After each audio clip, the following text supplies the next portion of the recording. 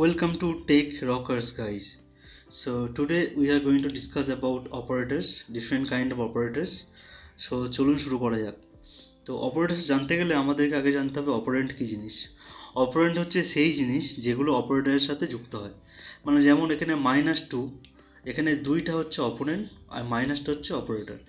তো সেই অপোনেন্টের হিসেবে অপারেটর দুটো ক্যাটাগরির হয়। এক ইউনারি আর একটা হচ্ছে বাইনারি। ইউনারি কাকে বলবো? যেখানে একটা ক্যারেক্টার থাকবে, মানে একটা নাম্বার থাকবে, তার সাথে একটা অপারেটর থাকবে, তখন আমরা সেটাকে বলবো ইউনারি। যেখানে -2 লেখা আছে।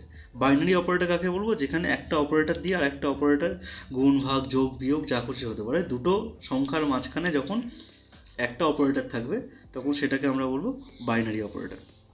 ঠিক আছে? তো অপারেটরের টাইপস আমরা দেখে নিই যে অপারেটর ওয়াইজ কতগুলো টাইপ হয়। এখানে 7টা টাইপস হয়।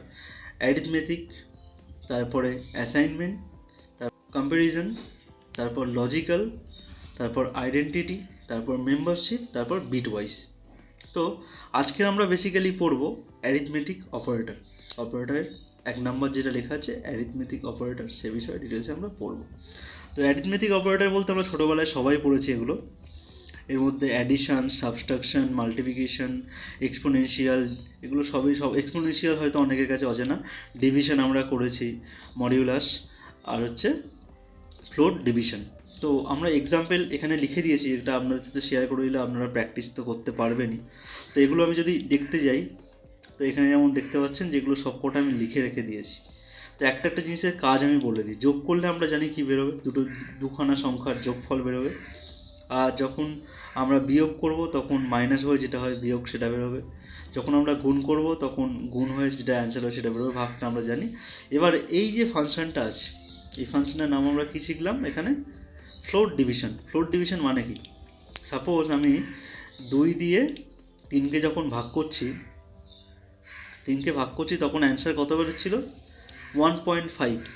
এবার আমি 1.5 যেটা আছে, মানে একের পরে পয়েন্টের 1.5, মানে একের পরে আর কোনো সংখ্যা দেখতে চাইছি না, বা পয়েন্টের পরে কোনো সংখ্যা আমরা দেখতে চাইছি না, তখন আমরা কিন্তু ডবল স্ল্যাশ ইউজ করব। যেটাকে ইউজ করলে, যেটাকে আমরা বলছি ফ্লোট ডিভিশন অপারেটর। এই অপারেটর ইউজ করলে কিন্তু পয়েন্টের পরের সেকশনটা দেখাবে না, যেমন আমরা দেখতে পাচ্ছেন এখানে। ঠিক আছে? তারপর হচ্ছে 3**5, মানে 3 এর পরে যদি আমি দুখানা স্টার বসিয়ে দিই, বা দুখানা সাইন বসিয়ে দিই আমরা মাল্টিপ্লিকেশানে, তাহলে কি হয়ে যাচ্ছে? তাহলে সেটা হয়ে যাচ্ছে গিয়ে এক্সপোনেনশিয়াল। এটার কাজ হচ্ছে কি? টু দি পাওয়ার হিসেবে ক্যালকুলেট করা, মানে 3টাকে ওরা 5 বার গুণ করবে। আরও এক্সাম্পল সহজ করি, যদি এখানে 3 × 2 লিখি, মানে 3টা দুবার হবে। ঠিক আছে? মানে 3 × 3 হয়ে যাবে। দেখুন, রান করলাম, আরও বুঝতে ইজি হবে আপনাদের। ঠিক আছে? 9 বেরোবে। 3 × 3, 3 × 3 কত? 9। ঠিক আছে? তারপরে রয়ে গেল মডিউলাস। মডিউলাসের কাজ কি?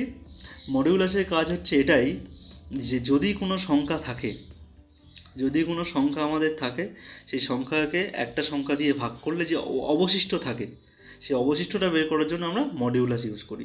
যেমন 7কে যদি 2 দিয়ে ভাগ করি, তাহলে অবশিষ্ট কত থাকবে? 1। দেখুন এখানে অ্যান্সারটা 1 আছে। তো এগুলোই ছিল মোটামুটি অ্যারিথমেটিক অপারেটর, যেগুলোর খুব একটা হিউজ কোনো কনফিউশন হওয়ার বিষয় নেই। তো এর পরবর্তী যে সেশনটা হবে, সেখানে আমরা পরবর্তী অপারেটরগুলো নিয়ে ইন ডিটেলে ডিসকাশন করব। তো আজকের জন্য এতটুকুই। আশা করি আপনাদেরকে বোঝাতে পারলাম। ভিডিওটা ভালো লাগলে শেয়ার করে দেবেন। ভালো থাকবেন, সুস্থ থাকবেন।